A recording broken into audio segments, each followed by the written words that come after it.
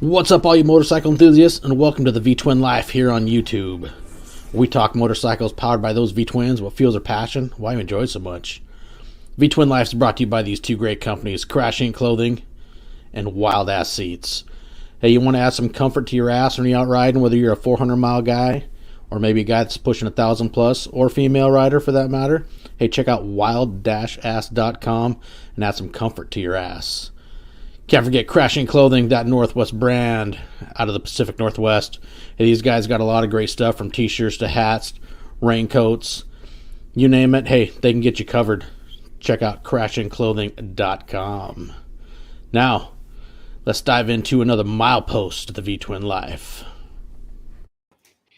What's up, everybody? Hey, welcome back to another milepost in the V-Twin Life. Today, milepost 56 with, there's so many different social media platforms now, Instagram, Facebook, TikTok and everything. Well, reached out to Nick the Harley guy. He's got quite the platform going on TikTok, works at a great dealership over in Indiana. And I figured, hey, why not get him on and hear some bikes? Because, man, he's got a lot of content. He deals with them every day, and be a lot of fun to reach out and talk bikes. So welcome, Nick the Harley guy. What's going on, man? What's up, dude? Appreciate What's up, Nick? What's up? Hey, first and foremost, so I can see all, your Marine stuff in the background. I want to say thank you for your service, for serving our country. Thanks, dude. Yes, thank you very much. Do it again if I could. They won't let me, though. I'm too tore up, man. Yeah, I understand. Get those days where it's like, I might be in my 40s, but I wake up and I feel like I'm 80. All right. I feel that way. I'm only 33. I got a few more days and I'll be 44. It's my Magnum. Damn year. kids. Well, happy early birthday, man. Hey, thank you. Thank you. Definitely. What's up, everyone? We got going on here. So let's, get to the beginning here. What got you into motorcycles? Where'd you start? Man, I just remember when I was a kid. So I grew up originally around old cars, hot rods. Family owned a body shop, wrecker service. So I remember going out in the bullpen, seeing 55 Chevys and Novas and just a bunch of cool stuff. And my dad always had bikes that he was working on, but wasn't riding at the time. So I remember him throwing on like the VHS tapes of like Sturgis and a bunch of old bike rallies and stuff like that. And I remember just seeing the bikes and the girls on the bikes, and was like, man, I want to live that life. But I guess the older I got into it, my dad ended up getting an older Sportster, like the late 70s. And it was just one of those things where he would actually pull it into we had a pool table in our old house, and he'd pull it through the sliding doors and park it there. And at night, I'd sneak out and go down and sit on it and try to start it. I couldn't figure out how to start it because it was a kickstart. Didn't have enough ass behind me to get it to turn over. But that's kind of where it all started for me, getting it into my blood. And I guess the adventure of being on two wheels more than four, I guess you could say. Nice. Yeah, kind of where it started. And it's funny, it's neat to hear, how we all share that patch, which is great about, this whole, doing these podcasts, minded base, I'm just all about motorcycles, and it's a lot of fun to get in, see where people got into, when that bug came to life and how it all started. Right. Yeah. I mean, it was one of those things where obviously I went in the military, and at the time I was in Japan. I was in Japan for over 5 years, and I wanted a bike when I was over there so bad. But I mean, you could go look at a shop there, and they'd have like this was an 09, 08, 09. And like, you'd see like an 01 Road King for like 15 grand, like with like 50,000 miles on it. And it was insane. So I ended up getting a sport bike and started riding sport bikes when I was younger. I can say that. Hopefully all my followers on TikTok don't unfollow me for that, but I never said anything bad about sport bikes, so I'll put that out there. Hey, I mean, we all start somewhere. I mean, a lot of guys, we're all young. It's like, you want to get that go fast bug, and, you want to get that Gixxer, we're going back to that time, say the old Hurricanes, the Ninjas, and, right. You got the need for speed, basically, and got to get that out of your system. Right. Yeah, I ended up getting a ZX6R 636. Well, actually, before that, so I had an S10, 01 S10. The training was bad in it, so I threw it out in my front yard. Growing up, my dad always wheeled and dealed, so I was like, I'm going to wheel and deal too. So I threw the truck out in the front yard, and a guy pulled up, and he's like, I got a bike I'd trade you. So what is it? It was like a mid-60s hardtail frame, and it had a Honda 750 motor. It was like big bore kit and a bunch of stuff done to it. It had like an 04 1200 Sporty front end and solo seat and drag bars on it and drag pipes. And I was like, "You're going to trade me straight up for that? What's wrong with the bike?" He goes, "Nothing." He just wanted the body for the truck. So we ended up trading, and I did a few electrical stuff to it and got it running. And then that was basically my first bike. It's kind of cool. I called it the Hardly a Harley.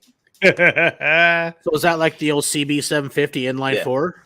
Yep. See, I had a buddy, back from, my hill climb days, he had a CB 750 was his hill climb bike, and he actually had ordered and got a set of split cams that made it fire as a twin.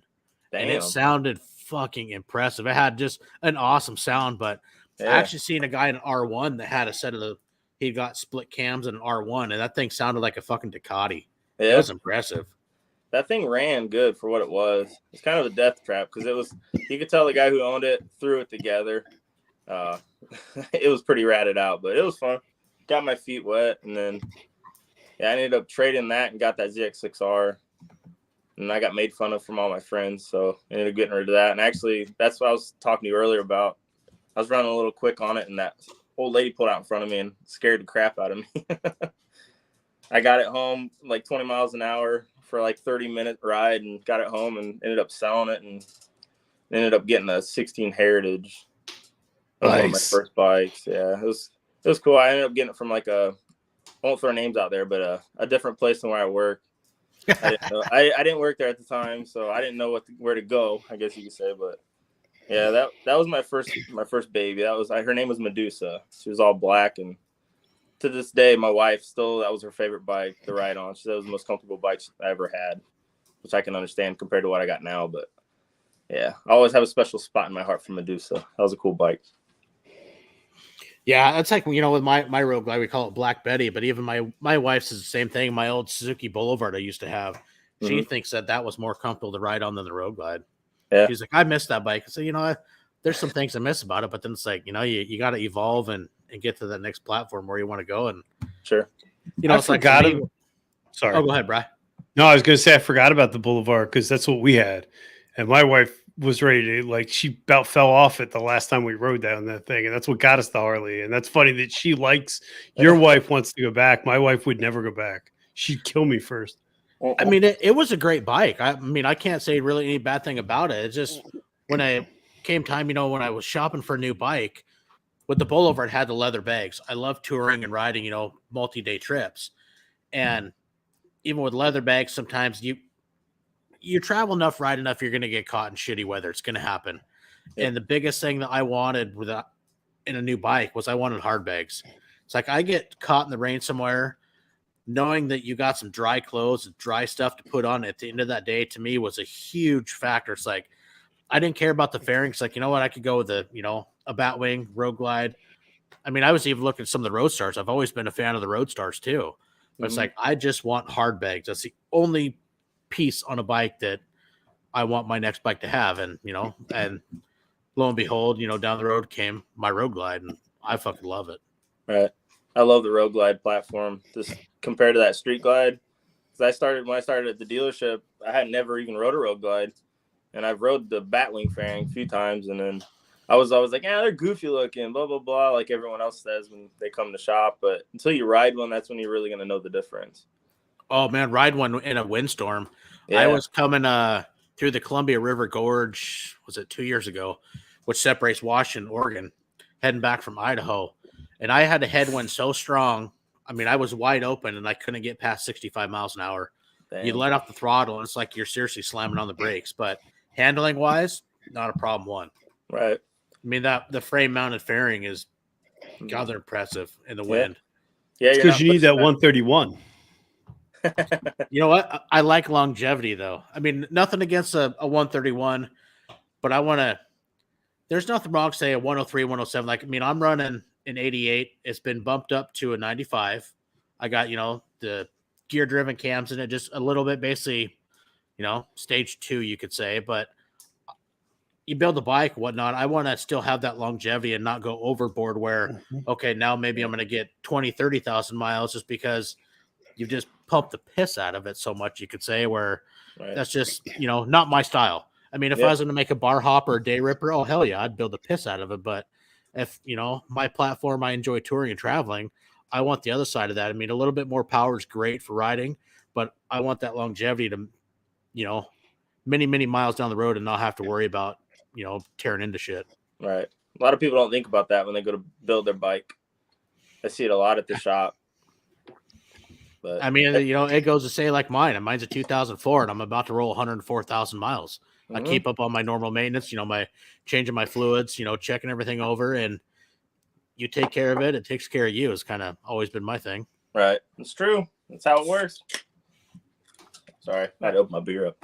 No, what is your well, I got to be careful asking you this because we're going to do a show, but what's your thoughts on the stock Harley, right? Because you hear a lot of people, speaking of the 131, Setzer Pendants just showed up. No, it's like chums in the water now, buddy. I can't see the chat. Is there on now? Oh yeah. Well, no, you have to go on YouTube and watch it. Oh, okay. Never mind. But no, you should be able to see as a guest, you should be able to see it under comments. But anyway, yeah. What are your thoughts about the stage kits? Because I always feel like you talk to the old heads, and the first thing they always tell you is, "Oh, there's power hidden in these engines. Doesn't matter what engine it is." Right. Do you think at some level that's just brilliant? To me, I always took it as just brilliant Harley marketing, right? That they want to sell you. It's if there's men involved, there's a one-upsmanship for sure. But there always is. You guys keep up with the Joneses, man. Yeah. I mean, I can say a stage one. I agree. I'm cool with the stage one. Obviously, you're going to get more fuel to it. You're going to let it breathe a little bit better. And the boners do run better being tuned. Two, I can completely get because I like a little thumpy, potato on my bike and a little bit more torque depending on what cam you're going to run. Going to a 3 or 4, I don't really see a need for it. That's when you get into what, he was talking about, the fact of you put too much into your bike, the longevity of it, long distance on the bike itself, the reliability of it all. Obviously, everyone has a different goal and different reason for why they build their bike. So I guess it's different for everybody in each story, but I can see a purpose in them. I guess if that's the way to answer your question.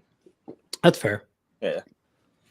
So, the other thing I like is, I mean, you're working a dealership, but yet, pose this one up. You're riding a 96 Heritage. I mean, you're a few generations back on the engine and, kind of enjoy it. I don't know, almost seems weird to think of, but as we progress, where we're at year wise, it's kind of considered an old school bike now because, I mean, Evos are just, older generation. So I had a 2010 Street Glide. It had a 96 twin on it, which it's a 96, but I had a stage one and I had a power revision tune done and it ran good for what it was. And I love that bike. Like I was telling you guys earlier, like that bike, I love that bike.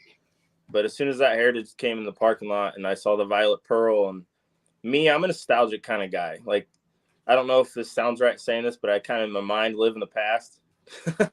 I see the good in things differently. And it reminds me of the past. I remember my dad had that old shovel. And I just remember the smell. Of a carbureted bike. It has a different smell to it. And riding that Heritage when I test rode it before I bought it brought that back to me. And I kind of wanted to just go back to the bare bones of riding. No fairing, carbureted bike where I got to play with the choke. It's kind of I wanted to go back to that time and enjoy that feeling. So it's kind of why I went with that bike. And like I said, 3 years later, I'm still rocking it and still loving it too. So I get the enjoyment of riding new inmates and all that stuff at work. Cause obviously I got to know what I'm selling at the same time. I'm that type of guy, but I like the old school stuff. It's me. So now you enjoy touring, taking off on a couple, 2-3 day road trips on it, or are you more just if I can, man, day ride? I'm more of a day ride. I mean, not that I couldn't do it or I'm not into that. It's just honestly with my schedule right now. I mean, I got the promotion and it's my dealership. We work a lot and it's not a bad thing. It's my career and you know what I mean? So I don't get a lot of chances to be able to do longer trips. But if I were to do a longer trip, it wouldn't be on Purple Haze because she's like riding a hog or a log wagon, man. I mean, it's been lowered and slammed, and the wife doesn't like riding on that thing. And I rode up from, so I actually lived in South Bend for a while. I actually took a break from Harley for about 6 months last year, and we can dig into that if you guys want to. But sure. I was living in South Bend, and we rode up to Michigan, go up to the lake and stuff like that. So a couple hour trip on it was good enough, I guess you could say. But I do plan on getting a road glide probably this summer. That's the plan, to be able to do a little bit longer rides, because right now it's just not possible with that bike. Well, hey, if you're looking, man, hit me up. I know a guy that can help you out. Cool, yeah, dude. I got an ultra limited. It's mint. You've never seen a bike this mint. Ultra classic with a trunk. It's got a trunk. Yo, babe, it's got a trunk. It's got a trunk and CDs. We can talk to each trunk. other. Oh, I got the glowy lights and stuff. Yo, it's got to be worth like $9,000 more. Oh, $5,000 of upgrades. Yo, who else could buy a bike? It's got like a whole YouTube channel based around it. I mean, that's got to be worth another 20 right there. At least I'll sign it. No. So messed up. Don't spit your drink out. That's freaking good. But what made you want to take the TikTok adventure? I mean, because you've actually built quite the following. I mean, last I looked, at your TikToks are great. 55,000 that's fucking impressive. It's getting there, man. So I started it like way back. So I'll tell you the whole story. All right. So I started the TikTok, and this was back when everybody was on here just dancing and doing weird things. And I wasn't really I didn't see the motorcycle TikTok side of the thing. So I was never a social media guy. Like, I'd post bikes for sale on my Facebook, and that was it. And I made a few videos at work. So I took a break from Harley for 6 months. It wasn't the fact of anything bad, Juju. It was just, as a young salesman in my younger years, I guess you could say, mentality wise, I burnt myself out, and I didn't look at things in a right perspective. So the best thing I could have done was leave. I ended up leaving, went back and welded again, and I got medical issues from the military that don't allow me to do that anymore. And the whole time I was gone, my whole heart was like hurting, because I wanted to be back with my guys at the shop and just be around you type of people, like this people that were into the same things I was into. So that brought me back. And then once I got back to the shop, I started doing a little bit more TikToks, and then one view would get 1,000 views, and the next view would get 5,000 views. And then next thing you know, I had a video that hit like 150,000 views. Damn. And I was like, what the heck? Like, what is this about? And then more people started following me, and then people at the shop were kind of getting in on it, trying to give me ideas on what I should do, what I should talk about. And then from there, it just blew up, man. So it's been fun. It's been a ride. It's been an emotional ride, I guess you could say, going through the haters and people that watch one video and want to get on there and talk shit to you and act like you don't know anything. It's like, watch more of my videos, dude. I'm not a bad dude, but you know how it is. Yeah, you got to feel sorry for those people. Yeah. They've got nothing better to look forward to. No, just trolls, man. But I'm not on there to start drama. I don't like being involved in that crap, man. I'm there to educate and have fun. And like, I'll make fun of this black street glide guy, then I'll make fun of the Cholo dude, which my bike's Choloed out. I'll make fun of everyone. It's not me making fun of them. It's just bringing the light to everything as a joke. Like, he's here to have fun. You throw a comedy twist in it, which I think is awesome. I mean, some of those ones, I die laughing. Just give me the numbers. I don't want to deal with you. Just get your boss out here. I've been in sales. And it's just, you throw a comedy twist in it, and it's great. Crazy. I mean, it's, in a way it's reality, but sure. I mean, obviously you see it more than, us who don't work in sales, but it's like, I've been to dealerships, you can overhear a conversation of people. And it's like, Jesus Christ, you just like, you shake your head, and then, with your TikTok, it kind of in a way brings a full circle. And even some of those, it's like, dude, they're hysterical, but they're freaking true. Yeah. Every video I've made are legit things that's happened to me there. I mean, it's, you see everything.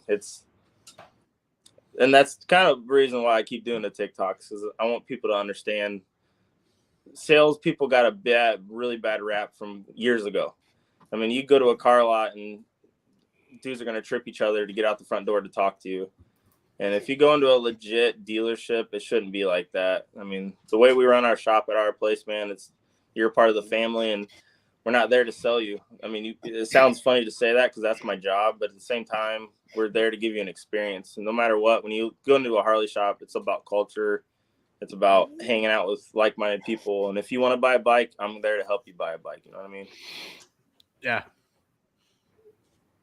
Yeah, you don't. Well, we were talking before the show. My dealership changed, and it's just not the same. The salespeople, it's just not the same experience. Right. Right. And you had mentioned something in your TikToks, and I thought it was really funny. How many people sell bikes that don't have MC license? It's amazing to me how many people will talk, and you start talking to them, you're like, they have no idea what they're even talking about. Yeah. Yeah. It's crazy. I mean, if you go to a reputable shop, like people, I'm not saying you have to ride to sell Harleys or sell a bike or anything. You don't have to, but at the same time, in my philosophy, what I think is if you're going to sell something, you need to live that. You need to be part of it, and you need to breathe it. If you don't, you're cutting that person short of an experience. Yeah. And yeah, I mean, anyone that comes to our shop, we get their license, we bring them into the culture, and we teach them. So it's fun. That's awesome. Yeah, definitely. That's really good. So how do you deal with the people that come in?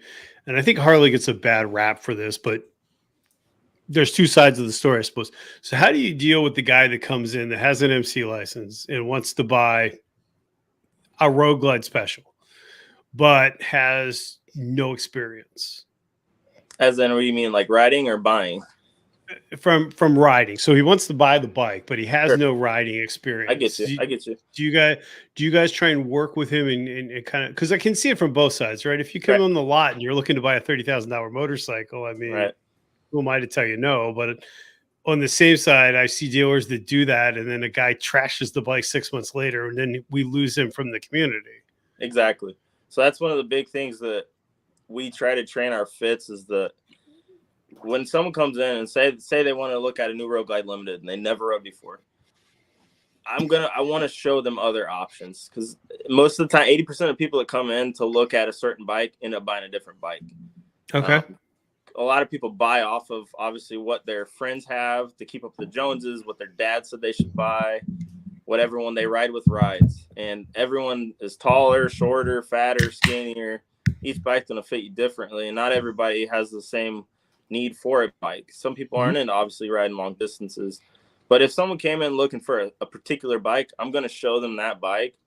And then I'm going to show them other options. I mean, if you don't know what's out there, a lot of people don't know.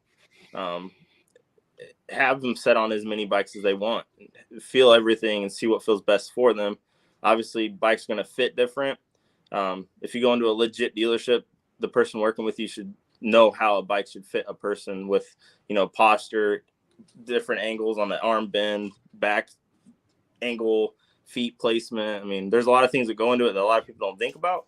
And a lot of people think that Harley guys, when you go to the shop, are trying to sell them a different bike for a reason that they shouldn't be. But that's not really what's happening. I mean, there's a lot that goes into it that a lot of people don't think about. Okay. That's fair. Yeah. Because that's what I was wondering. Because if you see that a lot, you see people that come into a dealership and they want XYZ because they watched Easy Rider. Exactly. Yeah. Yeah. Here's a good one, Jason. He goes, I went to my local HD dealer to get my latest bike, and the salesman gives me his realtor's business card. Hey, you want to buy a house too? That ain't right. No, you shouldn't be doing that. Whoever that salesman, if you're on here watching this or see this later, don't do that. You got your one job, and your one job is to take care of that person in front of you. Don't be trying to do your side hustle at work, man. That's not good business. Yeah. So actually, speaking of that, so now, how did you find your way? Now, can we mention the dealership that you're working at? Yeah, Harley Davidson of Fort Wayne. So how did you find your way into working at, Fort Wayne Harley Davidson? So at the time, I was in the steel industry. So I was a millwright. I was an overhead crane operator at a steel company. And, obviously I went into the Harley shop as often as I could to be around people that I liked. And at the time, it was right after I bought my Street Glide. I was walking through the shop, and at the time, it was one of the assistant sales managers was like, hey, man, you can talk. I mean, would you be interested in a job? And I was like, what do you pay? Because obviously, millwright, steel industry, I made pretty good money. And at the same time, man, I was working crazy hours, and I just wasn't happy. with my life at the time. And it took about 3 months of me bitching to my wife. She rolled over to me in bed one day or at night, and she goes, "Just go sell Harleys." And I was like, "Are you sure?" She goes, "Yeah." She's like, "We'll make it work." So I called up my guy there, and I went in for an interview, and I ended, from then on, I was there, and it was the best thing I could have done in my life, man. I mean, I was in a weird spot with mental stuff from the military and just the hours I was working at the time, and I needed that escape. And dude, working for Harley, I mean, you hear it every day. People every day come inside. Man, you got the dream job. When I retire, I want to do this. And it's like, you don't need to retire to do this. You can make good money doing it, and you can have fun doing it. And it's not even work. You know what I mean? You come in, you live the life, you ride the bikes, and you help people, make dreams happen. So it's cool, man. That's where it all started at. That's how I got in there. Now, how long you been there? So I left for that 6 months, but if you don't count that, about 2.5, almost 3 years. Okay. Nice. Yep. For a minute. It's crazy, man. It was like just the evolution of how everything at the shop's changed. Oh shit. My phone's about to die. Hold on. Sorry, guys. Hey, no worries, man. I think we're good. What are we on? 20%. We're good for a little bit. But yeah, I mean, it's cool. It's anyone thinking about doing it, you should do it. So has, motorcycles always been a passion for you? Honestly, hot rodding, race cars, growing up as a little dude, man. I mean, I remember telling stories where I'd be out at the dirt track and my dad would be running late models or modifieds, and I'd be sleeping on the grandstands 30 feet in the air, the old school wooden grandstands where you could fall right through to the bottom. Oh yeah. I'd be sleeping on the floor where you put your feet. That was my passion when I was younger. Honestly, it was circle track, dirt cars kind of was my thing. My passion for Harley really stemmed from when I got out of the military. I mean, what I went through and all that crap, and I needed that adrenaline rush. I needed that escape. And no matter what I did, I couldn't find it until I got on 2 wheels. So that's kind of where it stemmed from. It's my escape, and it's my my therapy that I don't have to pay for. Besides, that's one of my favorite hashtags is 2-wheel therapy. I mean, I wasn't in the military. I spent 10 years working in a maximum security prison. Sure. And there are times where I rode my bike a lot.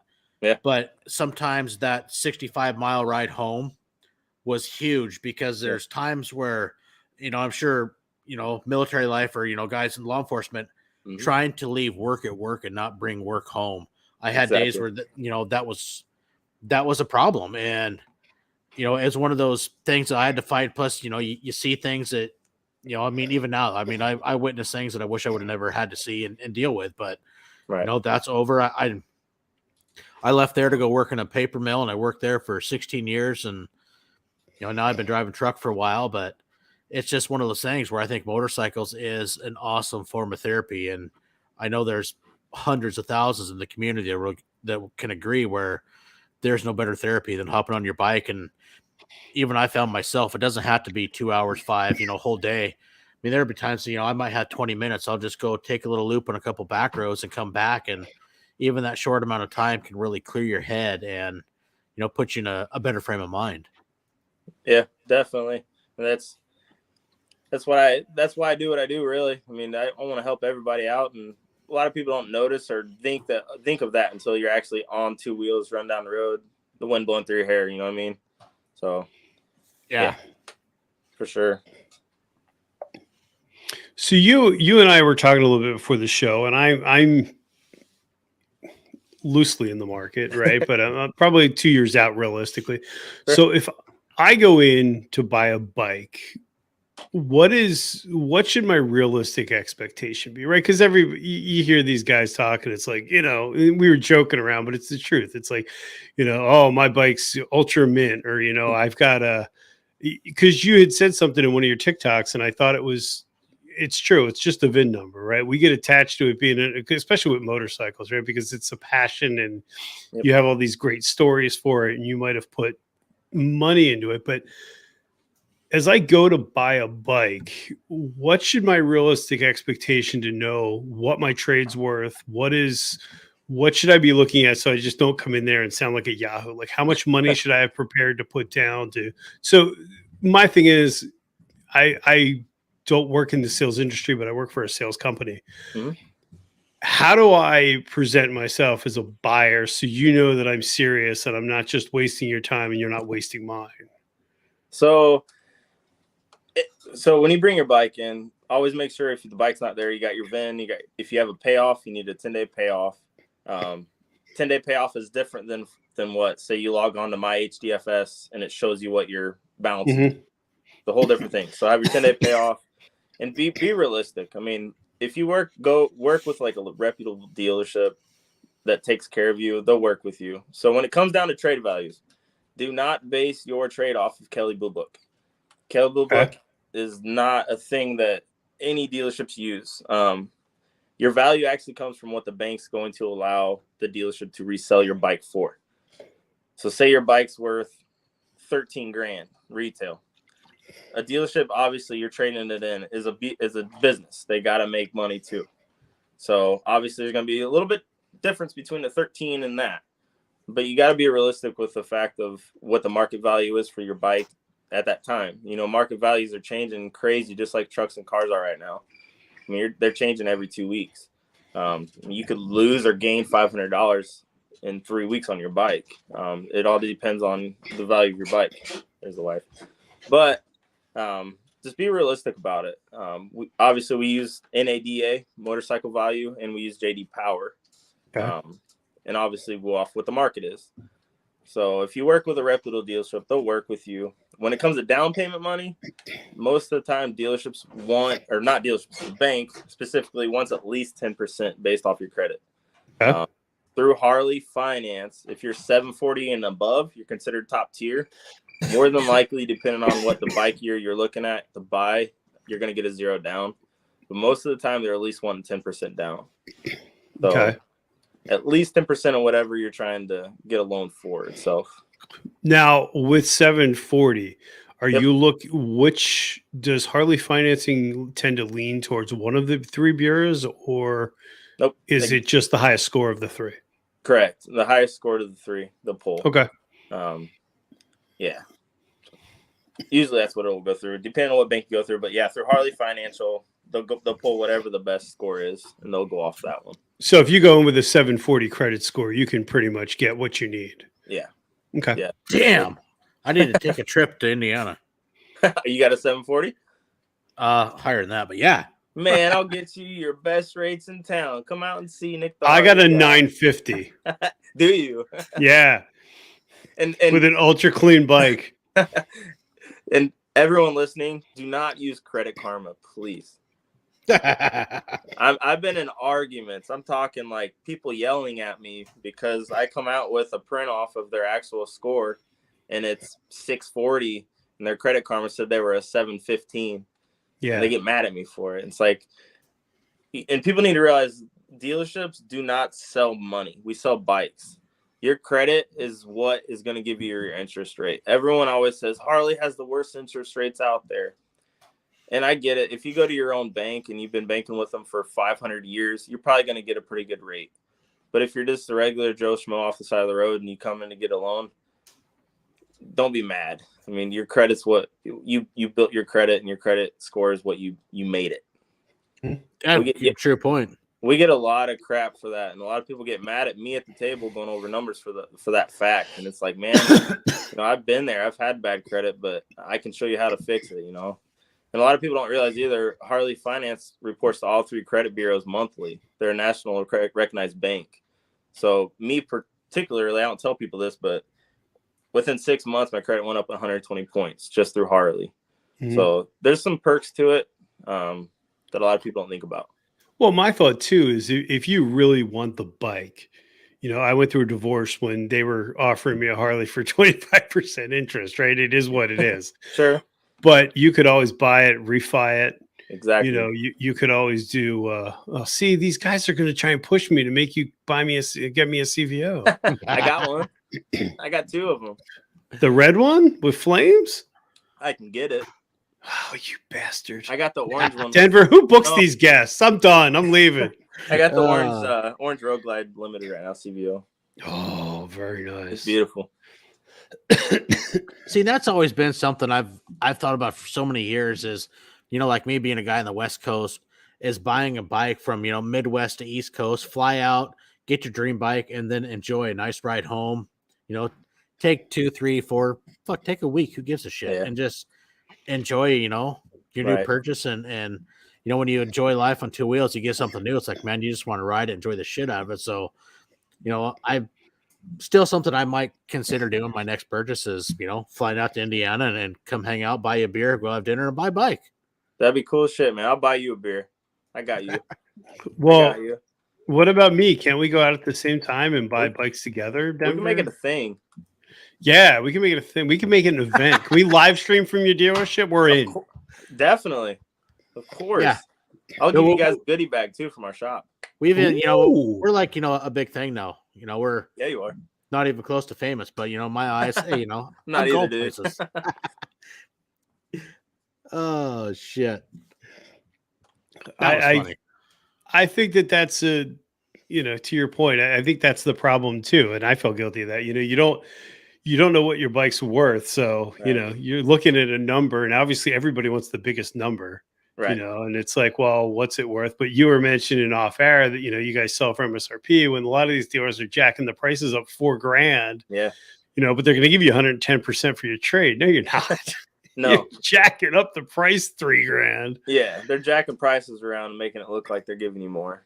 There's a lot of dealerships out there doing that right now. And it's crazy, I mean, you got to treat people right.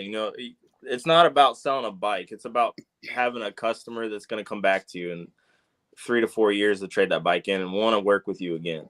I mean, there's a lot of things going to that. How realistic is it to buy a bike over the phone? Is that a pipe dream? Like, could I get close enough that, I'm not holding you personally, don't take it that way, but like, could I say to you, I want a bike, I want to get factory 47 bars on it and my Legends. Is that something that you could arrange, that you could pick it up from out of town? Or is that something you would have to bring the bike, leave it, come back? So I have sold bikes from out of town. The thing that comes down is obviously signing the documents to make it happen. Okay. We don't e-DocuSign. But we can basically do the numbers through the phone, obviously, if you're a distance away, to come to terms on trade values. We have a thing, what we call is a wish list. So I basically go back to parts. I would basically go through say you wanted to set a KST 14-inch Mayhem bars. Mm-hmm. I'd go back to there, or go back to parts, let them know what bike you got, what your name is, what size bars. And then they would throw together the cable list, everything you need to be done. And I'd have that on paperwork. I would basically go through that with you through a bill of sale and explain tax, title, everything like that, along with labor, if there was labor involved, parts, and then come to an agreement. Once we came to that agreement, obviously you'd have to come in to sign the paperwork. But we could ship bikes. We got haul bikes. We got a few different companies that we can use to deliver bikes. I've sold bikes to people in Florida, out to California, Arizona, all over the place. So it's possible. We can make that happen. Cool. I mean, you're not that far realistically. Right. It's a day trip, but yeah, I was just wondering. Yeah, for sure, man. Yeah, you're a little bit farther from me, but that's the whole point of the adventure. It'd be fun. I mean, You're only 2,314 miles from my house. Not bad at all. No, it's not like a day and 12 hours. Shit. Right. It'd be fun too. We have a good time. This summer, we're going to have a lot of events. We hired a new marketing girl, and we're actually having an anniversary party this year. We're hoping our bike nights, we're going to have some bands come out and a few different changes than what we had before. So it's going to be a good time. So here's one. Okay. Kind of get off topic. What are your thoughts on the 22, like the Street Glide, Road Glide STs? How do they, hitting you? What do you think? I like them. What I wish I would have done is put the inverted front end on it. There was a leaked picture. I'm sure everyone saw it with the inverted front end. And when we got our first delivery we got a Street Glide ST in, and it had the standard front forks on it. And everyone was like, what the hell? Like, come on, guys. I mean, you wanted a performance bike, and you have the opportunity to throw a inverted front end on, but I mean, another thing I would have done is thrown on like a full touring seat with pegs. That's the biggest complaint we've had. Is a lot of guys want that bike, obviously, because the motor. They wanted the bigger motor on it, and the different style, the raised bags. But throwing the 2-up on it would have changed things. But other than that, I rode one. They're fun. It's just kind of like riding a special. Yeah. A little bit more motor. So I love how when they came out the advertising, they're showing them was the Olin suspension and whatnot, but that's actually an option. It's not. It doesn't come standard. No, they didn't come standard with it. You'd have to upgrade to that. Yeah. Are you saying Harley sold you a bike you have to upgrade? I don't No. believe you, Denver. You're We don't do lying. I know, it's crazy. It comes with all the options. It's like a Gold Wing. It comes with everything. Hey, you do get RDRS and hill assist. Hey, come on, man. That's I could just, deal with that. Front brake clutch. That's You know how just much handwork. crap I got for that video too? If you need hill assist, you shouldn't be riding. It's like, okay, dude. Yeah. Who cares? Don't get one without it then. You have the option to not have that. So You mean you don't That's know the how to same turn your person. cruise control off? Dude, I don't hate on it. I mean, people don't know. But people don't know they don't know. There's no such thing as a dumb question. So I'm always there to answer it. It's just some of the questions.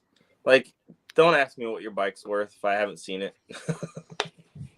Yeah. That's a hard one. Can't give you a value. The hill is. I think the RDRS should come standard, but that's just me.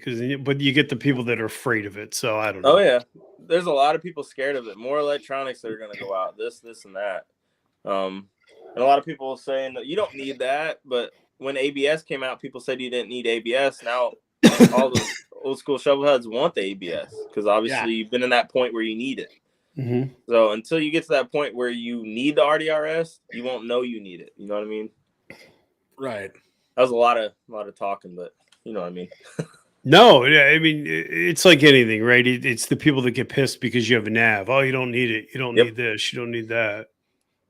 Until you get used to using it. I'm gonna plug my phone in real quick. Hold on a second. All right, man, no problem. I don't want it to die. Oh God. So I say, Denver, we meet up there and we both buy new bikes, and then we can get our picture together. Yeah, it'd be a moment. Yeah, but all three of us, just one big group hug. You know, we got just close up with Nick the Harley guy right now, and you know he can. Sensor Pendants wants a value on his bike. He's got a mid bike between $1 and $1 billion. Well, it's only grenaded once and slid down a highway and once. Perfect. But, yeah, it's only got a bent frame. Hey, you know, Jason, you kind of got to own a bike to tune into this podcast. You got to be a guy that rides. Come on, poor guy. I wish I could see these comments. So Nick, this is an absolute true shit. story. He has Screaming Eagle pipes on his 131. He relocated his cat. His cat actually came out the back of the bike. What? Yeah, it actually moved. I think he said like 5 inches because it sits at the end of the tailpipe. It actually came out. Damn. So we'd like to give him a lot of crap. Yeah, that's crazy. He really put that 131 to the test. I gotta say, sounds like it. It went through the sensor pendants test, and we're still trying to figure out which way you want to rate it. Shit. Can you hear me? Yeah. Sorry, guys. I'm new to this podcast thing. This is kind of fun, though. I like this. So are we. We just fake it till we make it. It's fun. There's nothing wrong with doing that. That's what I do every day. Windrow Therapy says hello. You know, nice to meet you. Nice to meet you too, dude. Jason had actually a good question. I don't know how far back it is, but what sort of training does Harley put you through as a salesperson? Is it pretty intense? Is it based just on the dealer, or is it based through corporate? So it's okay. So through corporate, we have what's called HDU. Okay. It's called HDU. It's Harley Davidson University. Basically what it is before models get released, we get training that we have to do online. And it basically will walk you through the bike. We call it a 10-point walk around. So, you know, the braking system, the engine itself, the transmission, the suspension, the navigation, the electronics. There are things that you have to have done monthly to keep up on your certifications. But a lot of it stems from the dealership. So my dealership particularly, we go in about 45 minutes to an hour early every day and do training with my fit team. We go over objections. We go over, product knowledge. With us at our shop, man, like when you walk through the front door and you talk to somebody, that person should know more than you. You know what I mean? We need to be the professionals and give the experience. So we're very, very depth on really digging in on, what we're missing out on. We're very data driven. We have weekly sheets that we go through, and it shows you statistics of where we're failing at. And us as a team, we work together on getting better every day. So I don't know how other dealerships work. I've been around other shops. Not a lot of shops do a lot of the training that we do. But based off of what's required is basically the Harley Davidson University training, stuff like that. So there's a lot that goes into it. A lot of people don't think of that, but there is. I mean, there's a lot that goes into it. Well, it says something when you can go into a dealership, and even if you can have, one of those really off the wall kind of questions and the guy can answer the question, it's nice knowing that you're talking to somebody that actually understands and knows a motorcycle, as opposed to, people that are going to be paper smart, basically read the, the brochure. Oh, well, no, it does this. That's not my question. Well, it's got a motor. Yeah. It's got brakes. It's a 2-cylinder V. It's a V twin. It's got the V motor on it. Yeah. It's got a lot of hidden power, so you can just fix it. I got to throw some wood in my wood stove. Hold on. Do your thing, man. See what I mean? This is like amateur hour. Guy didn't feed the stove. I don't feel bad now. I'm sorry. What were you saying, Nick? No, you're good.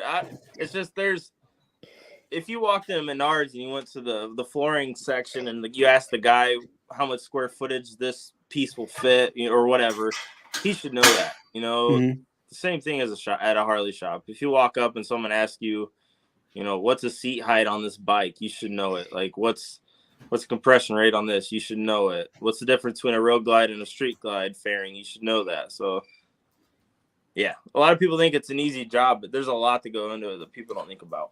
Oh, there's a lot of specs. I mean, if there's so many models and acronyms. Oh yeah, like military, I had all the acronyms locked down. I went to Harley. There's like billions of acronyms for everything, and it's like I'm still learning them, man. I always like when I call my insurance company. They're like, "You have an FLA." I'm like, "I don't know. It's a Harley." You figure it out from there.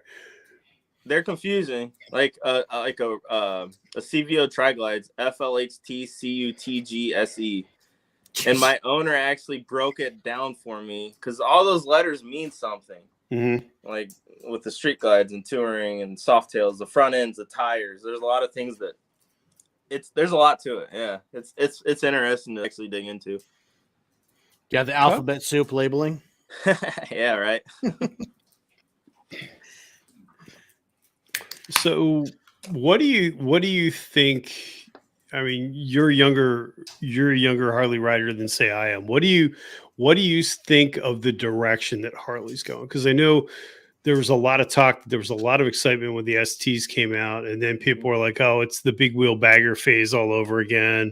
There's people that think that the Rev Max is going to kill Harley Davidson when they bring it to a bagger platform. Like, how do you feel?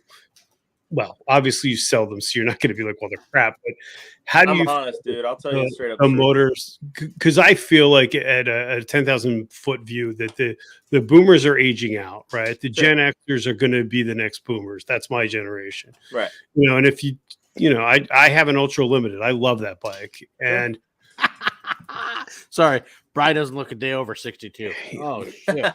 This is the problem with lives; they turn on you quick. It happens. Used to it.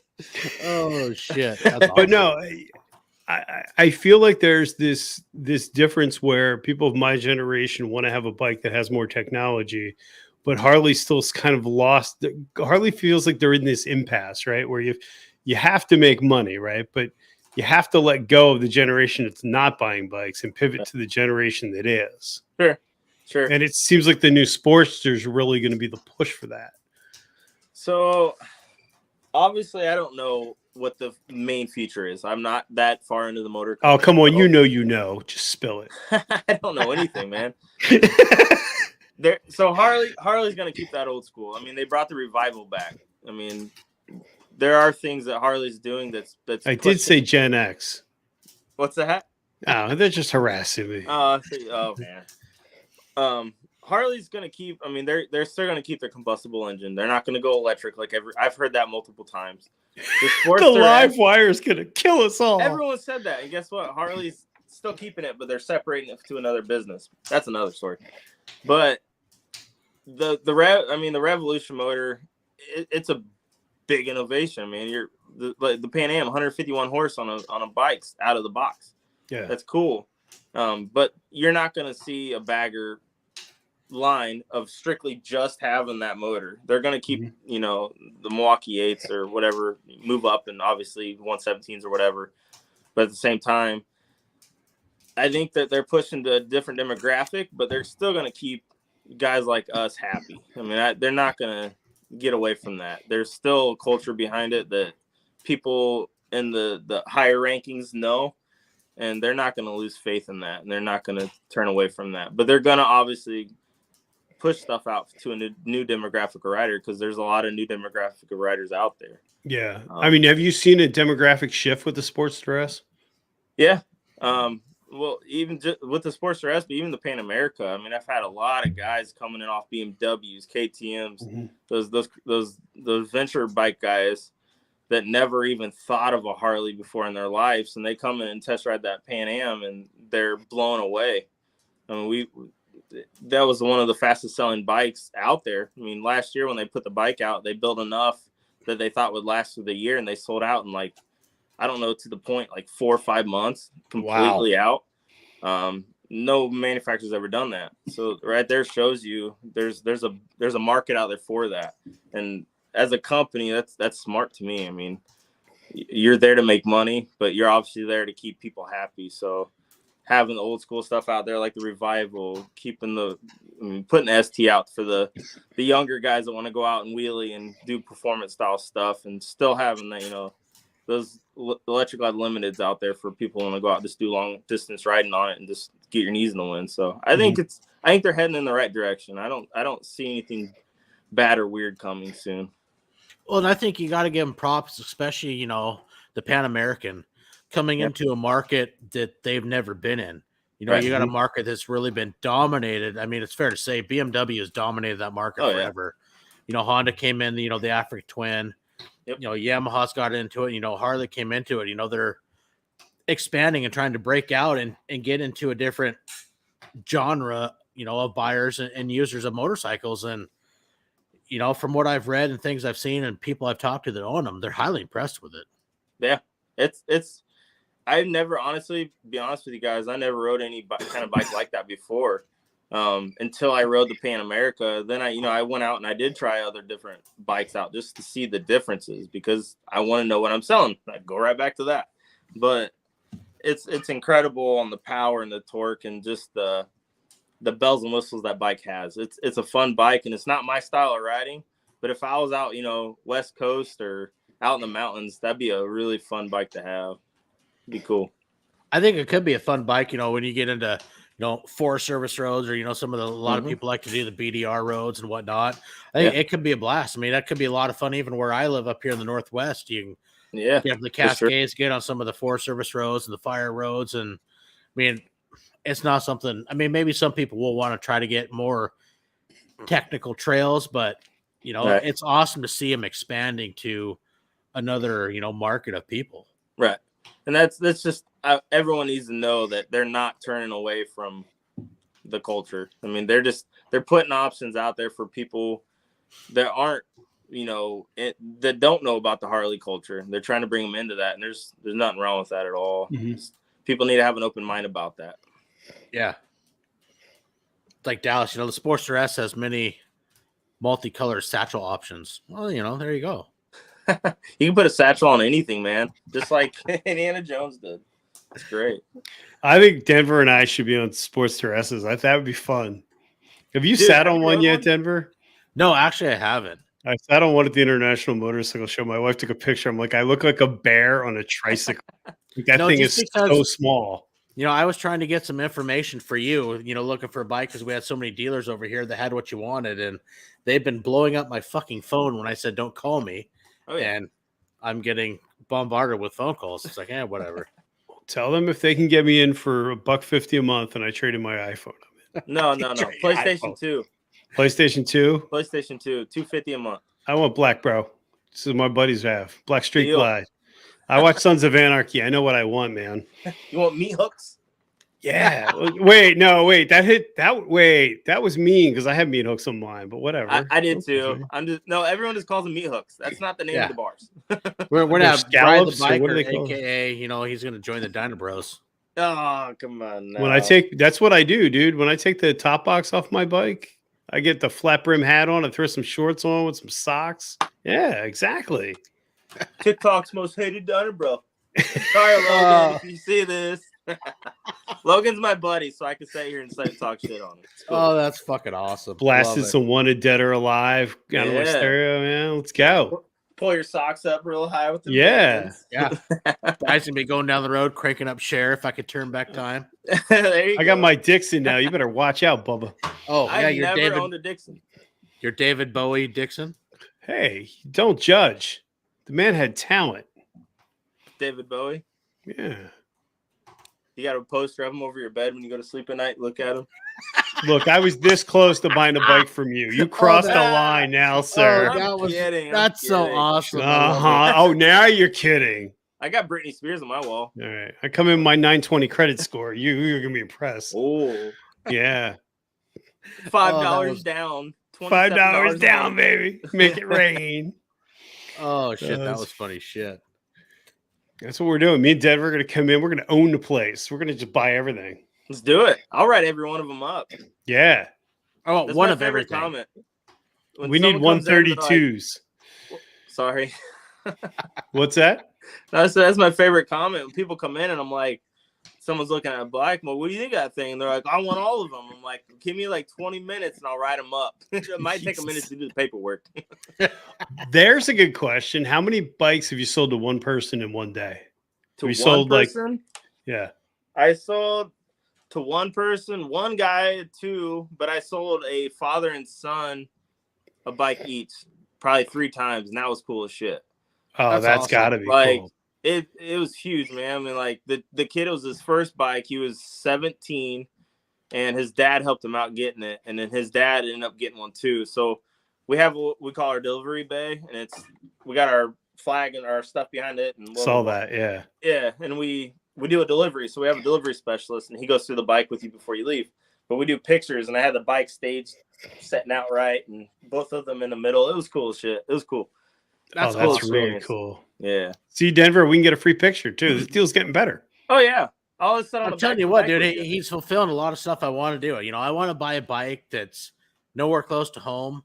I want to fly out, have a good time, get the bike, and then enjoy, the long road home. Dude, that'd be cool. Take Route 66 out there. Oh, yeah. That's my dream ride. Shit. Someday, I'll be to the point where I can do that. Like, me and my dad always, since I was a kid, we always talked about either driving out there in an old car or an old, like, Greyhound or riding bikes out there. My dad actually works for Harley, too, himself. So that's kind of our dream now. That'd be cool. See, that's a couple years back, one of my dad's good, riding buddies, he passed away, and they went down, I can't remember which state they were in, but they spread his ashes over Route 66. And my dad had his best friend's daughter on the back of his bike, and they were riding, and she opened the jar and spread his ashes over the highway. Really? Oh, that's awesome. They had GoPros set up on his bike, the guy behind him, and she let his ashes go over Route 66. That's cool. I dig that. Yeah. That's cool. That's really awesome. It is. Seems like I got some of the time. I mean, I'd love to do the 4 corners, have some of those dream rides I want to do, but it's like, I want to venture out east. I mean, that's the cool thing of this podcast. So, getting to meet different people from different areas and hearing, the areas as they showcase their area. It's like, it just builds that bucket list of places you want to hit. You want to go ride and have fun. For sure. And there's so many areas that I can't wait to get out east and have fun. Yeah. Have you ever been out here? No, I haven't. Really? No. Just stay away from Boston. They talk weird and they're mean. Hey, it's like, man, I'm kidding. I could hit Seattle and hop I-90 and take I-90 all the way to fucking Boston. Really? Okay. Yeah. Park your car. Pack your car, go to the bar and have a beer.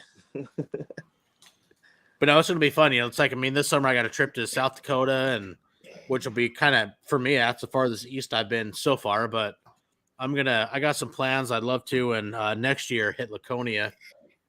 That's going to be the 100th anniversary of Laconia, which would be awesome to check that out. And shit, I'd be going through your place, so it's like I'm going to have to plan a day stop over there. Be good Oh, time. that's right. That is next year, the 100th anniversary. Yeah, Laconia is the oldest motorcycle rally in the country. Really? Are you planning on seriously doing that? Yeah. I need to plan ahead then. All right. What is that? I've had it's June, I want to say. My birthday month. Let me double check that. But yeah, I think it's June. Because I had a past podcast guest, of course, I became great friends with, that lives not far. I want to say it's less than an hour. He's like, dude, come over. He goes, you can put your bike in my shop. You got some buddies with you. He goes, I have a huge house. Everybody has their own rooms. He goes, everything's covered. Stay at my place. That's cool. That's a good thing about the biker world, man. People are out there to help everyone. That's what I love about it. Yeah, it's a pretty amazing community. It never June? ceases to surprise me. Right. So it'll be June 10th through the 18th of 2023. It'll be the 100th anniversary week of Laconia. Okay.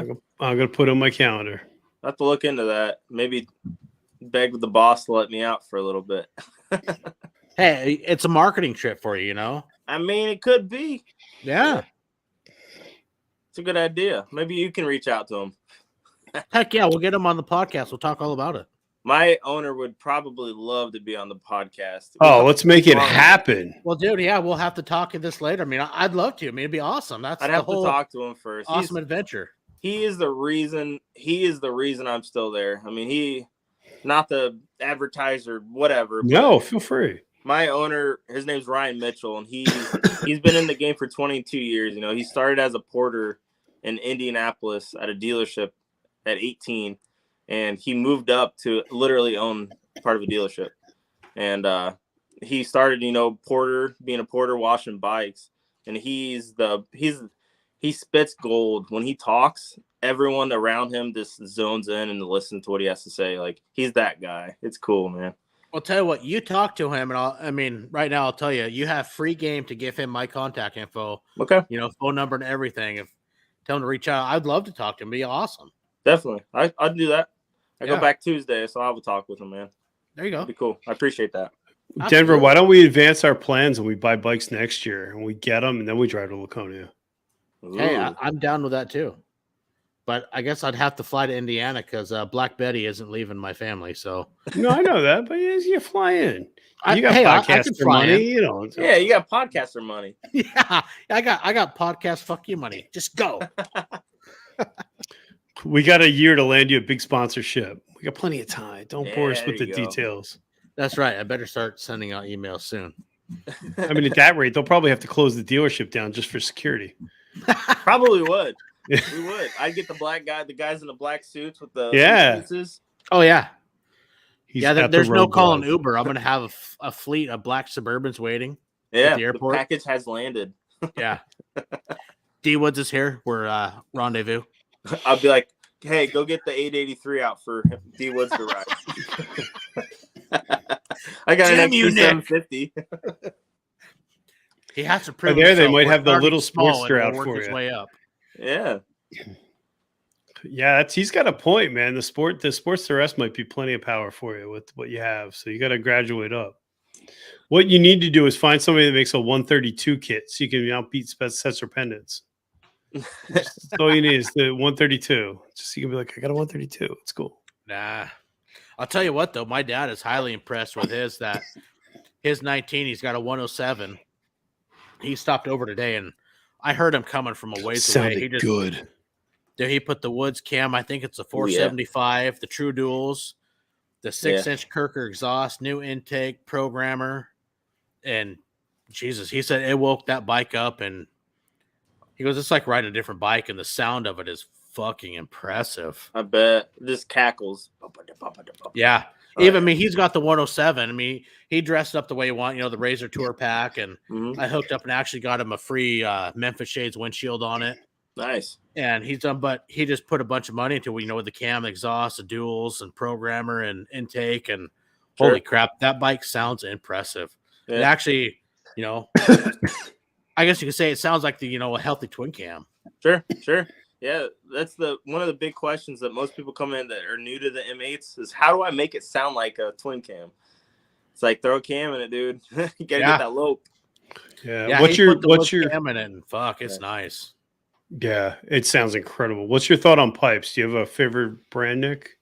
If we're just talking slip-ons, then I'm a Reinhardt guy. I've had Reinhardts on a lot of my bikes, but for me, I'm more of have you guys heard of Samson's? Oh yeah. So Samson's actually like 20 miles from where I'm at. The home office is. Okay. So I believe his name's Mike. I've met him before through a guy that was at our dealership prior, and they're good people. That's who I had to do my exhaust and my Street Glide.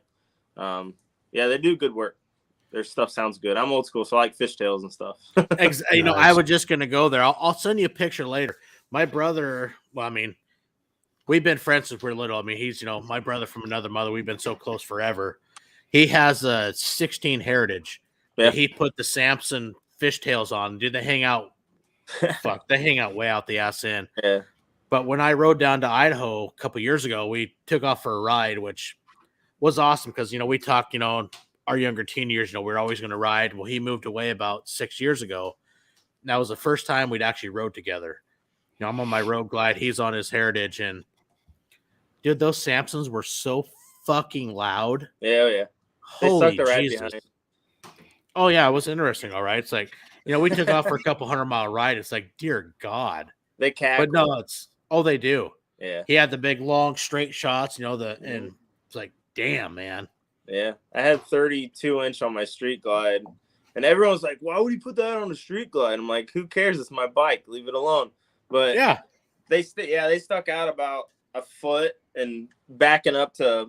I didn't think about it the first time I put the pipes on. I backed up and I had an air ride, and I backed up to a curb and dropped it and right down on top of the back of the fin off the fishtail. I was like, "God damn it!"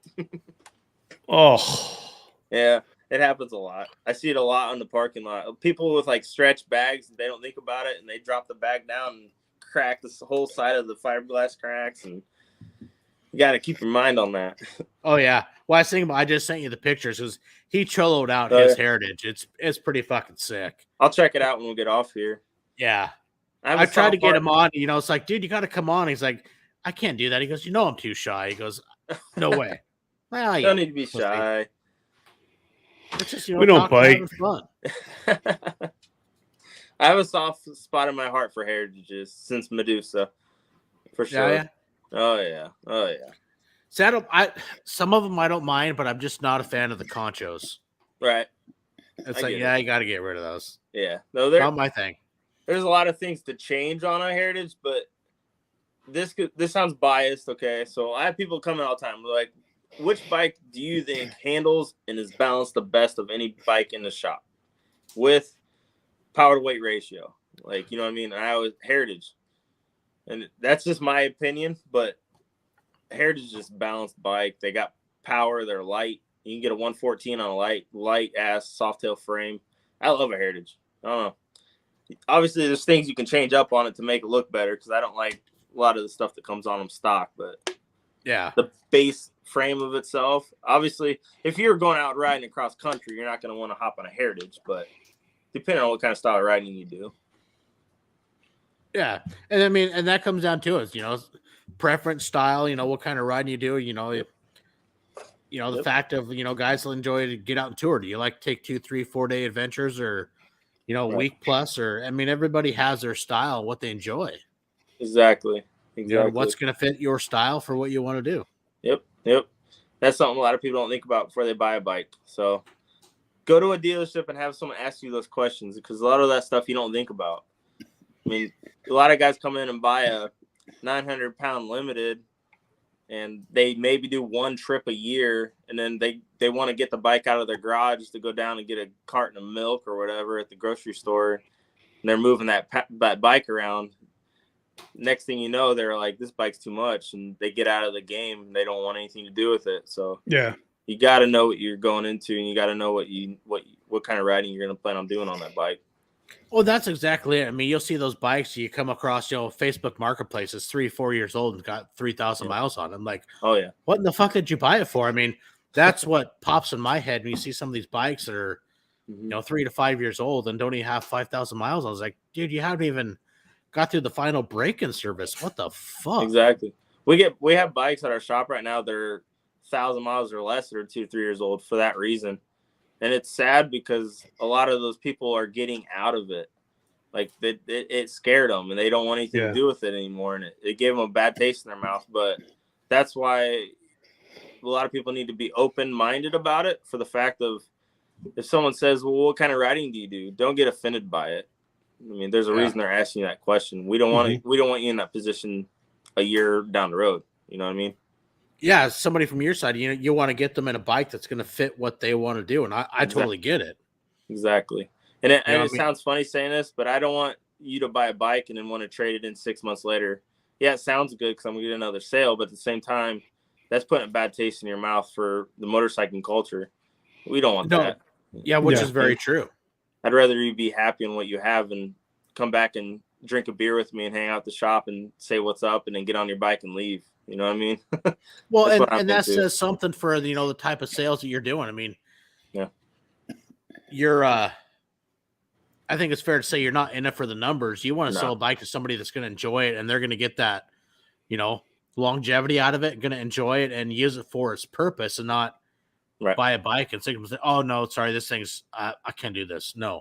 Exactly. There's a culture to it, and I want you to enjoy that and understand it and want to be part of it. You know what I mean? Yeah, you want somebody to experience that. You pull up to a gas station and, BFE, the old bumfuck agent, middle of nowhere, and some guy's going to pull up next to you. And, I used to have a Harley. Instead of that, 2-minute gas stop, you just spent 10, 15 minutes, but, you're hearing stories from somebody else, and your bike or whatnot is going to bring back memories of, some old timer basically. And definitely you get to hear some stories, you get to learn some history, and you made a new friend. Give me goosebumps, dude. That's literally what I do it for, dude. Like that's exactly it. It's just, you know what I mean? That you hit it right on the nail, dude. That's exactly it right there. That's the only downside I can say to owning a Harley, and I say this jokingly. If you have a Harley t-shirt on, or you show up on a Harley, when we were traveling 2 years ago, I guess it was, every place we went, people were coming up to us like, oh, we ride too, Right. I'm eating my breakfast, like, okay. Like you didn't expect it, because no one ever, it's weird. No one ever seemed to do that. We had the other bikes. Right. The Harley seems to have that sort of allure to it. Yeah. And good and bad, right? Because some people want to trash that, but the real riders embrace that. Right. Well, I mean, no, go ahead, Nick. No, it's kind of like that, the Jeep fingers. When you drive by in a Jeep, you give the wave. Same thing with a Harley. It's a culture that a lot of people want to be part of. And if they're not part of it, they want to be part of it. And it's cool to welcome people into that. Even if they're not even open to it, just explaining it to them, showing them that it's not a bad thing. Well, and I had a circumstance, it was 2 years ago on a trip to Oregon. It was about a week prior to that, my regulator went out. No, excuse me, the stator went out. So I had to put a new stator in my bike. And I called the dealership, like, you should really replace the regulator when you do the stator too. I'm like, well, you know what? That's another $300 on top of the $300 I'm spending right now. Right. Regulator's working just fine. Just give me that stator. So, pull the primary off, and it's a little bit of a job to replace that stator. Got the new stator in, and, me and my dad and a couple buddies were taking off to Oregon on a trip to go watch my boys play baseball. I start climbing up one of the mountain passes in Washington called White Pass. And all of a sudden my battery light comes on, and I'm looking, my voltmeters dropping. I'm like, son of a bitch. I get up by my dad. It's like, hey, we got to fucking turn around. Yeah. we pull over and, all right, well, let's go back to, little town of Packwood. And I stop at the Chevron station. Like, fuck, I'm not charging again. He's like, fuck, we just replaced that. He goes up to some hardware store and had to pay out the ass for a little multimeter. But, his buddy Todd, who I'm, became great friends with also, is an electrician by trade. So we start, doing a little fucking testing on the side of the road and find out stator's working, but that new stator had fried the regulator. I'm like, shit. So I call, they're getting on the GPS, how close are we to Harley? And I call up, I think it was Northwest Harley, which is up by Seattle, south of Tacoma, by Olympia. And they're like, oh, no, we don't have one. I'm like, hey, I'm broke down on the side of the road. So, she's, hey, hold on, let me get in the network. And she's like, hey, Owens Harley Davidson, Yakima has one. It's like the only one in the state. I'm like, all right, hey, thank you. And about that time, I see my buddy Dustin's putting on his helmet. I'm like, hey, Dustin, what are you doing? He's like, I'm going to head to Yakima and go get that stator, which is about close to 2 hours away. I'm like, serious? He's like, dude, I know you do it for me. Yeah. So he's heading over there to get, not the stator, the regulator. So he takes off, and my dad and Todd is like, well, hey, there's a bar over here in a barbecue joint. You can babysit the bikes. We're going to go over there since you broke down. Have a good time, fucker. I'm like, dickheads. But in that time, some guy went by on a Yamaha. A dual sport bike, had the rifle in the back. And he came back through town like an hour later. I recognized the bike, and, I'm sitting over off the side of a gas station. He pulls in. He's like, hey, you were here a while ago. I'm like, well, yeah. My regular went out. I'm just, waiting. He's like, hey, he goes, I got an old Road King. He goes, man, if you need to, I can go pull parts off it and bring it back. I'm like, hey, thank you. But, I got a buddy that just had the Yakima. He should be back here in a couple hours with a new one. And, if it will be back on the way. He's, hey, no problem. And, it's that part of the community. He saw me sitting on the side of the road. Mm-hmm. 2 hours later, I'm still sitting there when he's coming back into town. He's like, he pulls up because he sees the bike, it strikes up that conversation. He's wanting to help. And, it's part of that community. It's like you said, you get involved in that community. And there's some great people in it, and you can meet some great friends. And it all sparks just from a visual aspect of seeing a motorcycle. Right. Yeah. That's the cool part about it. No matter what, you run down the road and you see somebody off the side of the road, someone's going to stop and see if you need any help. And just having that type of mentality is huge, and being part of that kind of community, like you're saying, that shows what it's about. Yep. Yeah, and for us, that simple, like 6 hour trip ended up being like 10 hours, but we made it where we wanted to go. We caught some awesome baseball games. I actually got to watch my older son with a walk-off fucking 2-run home run, and ended his baseball career with a grand slam playing for the fucking baseball showcase. It was cool. Awesome. Oh yeah. Yeah. Always a memory behind it all. There is. And it's, it's like you can have those breakdowns. Right. They suck at that moment, but even it's like it wasn't even a mile down the road. It's like I'm laughing at my helmet. It's like, you know what? It's all part of the adventure, and it's all part of the fun. And you know what? I got another story to tell. Yeah.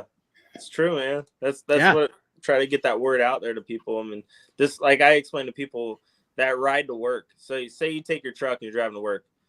You drive to work every day in your truck and you see the same thing every time, but you get on your bike, you're going to smell things differently. You're going to see things differently. It's just a whole different feeling. And I know this sounds gushy and mushy and whatever, but the best times, best dates is when you get your old lady on the back of your bike and you go out and ride and you're together.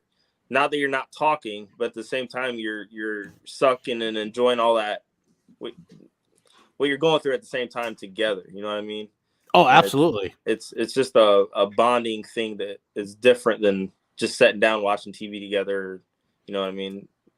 I have a good friend. I mean, he rides a Goldwing, but we were talking, this was a couple of years back. He goes, him and his wife will get out on the motorcycle and they actually talk more when they're riding in the motorcycle through the intercoms than when they sit at home. Sure. They enjoy the company, and for them, it's way better on the motorcycle. Yeah.